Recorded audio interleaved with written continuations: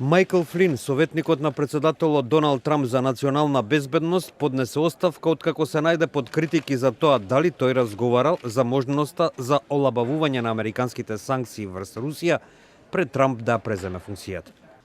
Флин ја поднесе неговата оставка неколку часа откако Трамп преку неговиот портпарол соопшти дека ја разгледувал ситуацијата и оти за тоа разговара со подпредседателот Майк Пенс. Предходно Флин му рекол на Пенс дека тој не разговарал за американските санкции со руски представници, но транскриптите од пресретнати комуникации, опишани од американски официјални представници, покажуваат дека таа тема се појавила во конверзациите меѓу Флин и рускиот амбасадор во Обединетите нации Сергеј Кислиев. Таквите контакти би можело потенцијално да представуваат кршење на законот за забрана на приватни лица да се ангажираат во надворешната политика, познат како Логанов закон.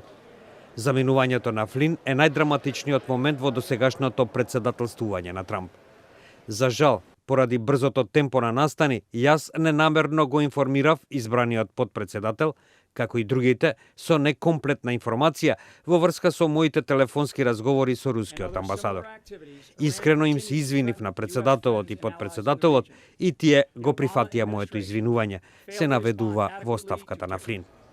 Неговата оставка доаѓа откако Министерството за правда ја предупреди Белата куќа дека Флин би можело да биде ранлив на уцени за контактите со руските представници пред Трамп да ја презеде функцијата.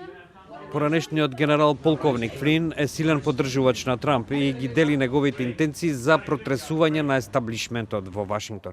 Според некои проценки објавени во американските медиуми, заменувањето на Флин би можело да ги зајакне позициите на државниот секретар Рекс Тилерсон и секретарот за одбрана Џим Матис, но и на председателскиот советник Стив Бенон.